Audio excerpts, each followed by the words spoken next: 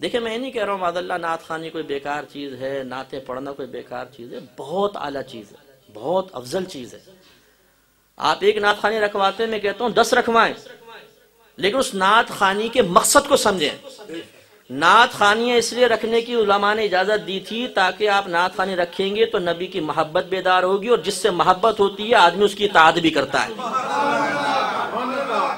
ہم نے اس اصل مقصد کو چھوڑ دیا، لہٰذا یہ گلے پھاڑ کے نعرے تو لگتے ہیں، غلامی رسول میں موت بھی قبول ہے، بہت اچھا نعرہ، یہ نعرہ بھی تو لگا ہے، غلامی رسول میں داڑھی بھی قبول ہے، غلامی رسول میں 5 وقت نماز با جماعت پڑھنا بھی قبول ہے، غلامی رسول میں علم دین سیکھنا بھی قبول ہے، غلامی رسول میں گناہ چھوڑ دینا بھی قبول ہے، غلامی رسول میں لڑکیوں کا پیچھا چھوڑ دینا بھی قبول ہے، غلامی رسول میں جھوٹ، فراڈ، غیبت، چغلی، ماں باپ کی بدتمیزی چھوڑ دینا بھی قبول ہے۔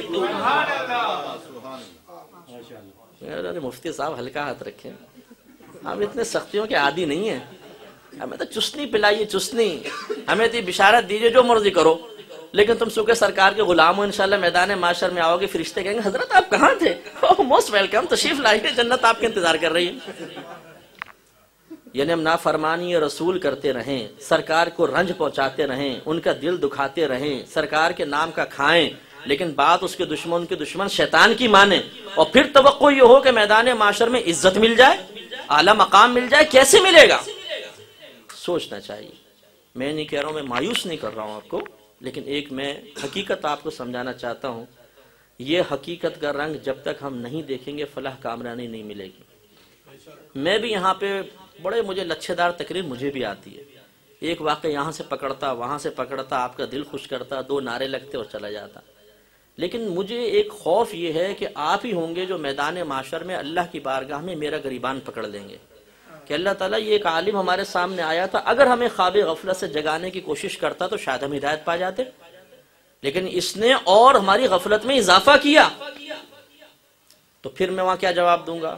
اس لیے دیکھیں، آپ ڈاکٹر کے پاس جائیں، بخار ہو رہا ہے، ڈاکٹر کے ہمارے یہاں کمپاؤنڈر ہوتا ہے، یہاں کوئی نرس وغیرہ لگائے گی، وہ ٹیکا لگا دو، تو کبھی ایسا نہیں ہوتا کہ وہ ٹیکا لگائے تو آپ گھور کے اس کو دیکھیں یا برا بھلا کہہ دیں، نہیں، ہاں سی کریں گے، منہ ادھر کر کے ٹیڑھا منہ کر لیں گے، ملیں گے، پھر کہیں گے شکریہ، تھینک یو۔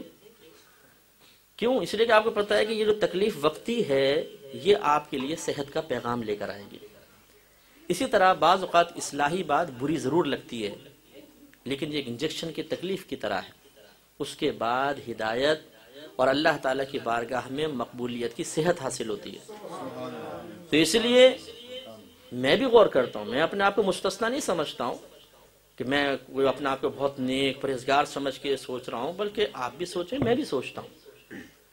مرنے کے بعد ہم سب نے تنہا قبر میں جانا ہے۔ یہاں ہو سکتا ہے کہ میرے بڑے بڑے دعوے سن کر یہ متاثر ہو جائیں، یہ اس کو مان لیں، یہ مان لیں، وہ مان لیں، لیکن اللہ تعالیٰ اس کے رسول کی بارگاہ میں دعوے نہیں چلتے ہیں، دلیل چاہیے، پروف چاہیے۔ جیسے بھی آپ نے ماشاءاللہ فرمایا بیٹے نے کتنے بڑے بڑے دعوے کیے، لیکن آپ نے کہا جھوٹ بول رہا ہے، کیوں؟ اس لیے کہ اس لڑکے کے عمل نے اس کے دعوے کو جھوٹا قرار دے دیا۔ اسی طریقے سے اللہ تعالیٰ کی بارگاہ میں پہنچیں گے تو صرف نعرے نہیں چلیں گے، صرف نعت پڑھنا نہیں چلے گا، نعت خانوں پر بھی عمل کرنا لازم ہے، نعت خانوں پہ بھی داڑھی رکھنا واجب ہے۔ یہ نہیں کہ آپ نعت پڑھتے ہیں تو اس کا مطلب ہے آپ کو چھٹی آزادی ہے اور ان سب کو داڑھی رکھنی ہوگی۔ اگر نعت خواہ مسلمان ہے تو اسے نبی کی بات زیادہ ماننی چاہیے، اس لیے کہ وہ تو نبی کی محبت بانٹنے والا ہے۔ لیکن بہرحال ہمارے ہاں عجیب و غریب صورتحال ہے، تو کسی کو کوئی بات ناگوار گزری ہو تو وہ اس کو درگزر کرے اور ان الفاظ کی حقیقت پر اور میرے جذبہ اخلاص پر غور و تفکر کرے کہ ہمارا مقصود یہ ہے کہ ہمیں خواب غفلت سے جاگیں۔ آپ اگر آج رول ماڈل نہیں بنتے ہیں، کل اپنی نسلوں کو کبھی بھی گمراہی اور تباہی سے نہیں بچا سکتے۔ اللہ نہ کرے آپ ہی کی اولاد آپ کی نگاہوں کے سامنے گھسٹ کے جہنم میں گر رہی ہو تو بتائیے آپ کے دل پہ کیا گزرے گا؟ تو ان کی دینی تربیت، ان کی اصلاح، ان کو اللہ کی بارگاہ میں مقبول کرنا یہ کون کرے گا؟ یہ دوسرے لوگ کریں گے؟ باپ پہ ذمہ داری ہے کہ وہ کرے گا، اور وہ ہمیں کرنی ہے۔ تو اس کے لیے ہمیں ذہن بنانا ہوگا اور عملی قدم اٹھانے ہوں گے۔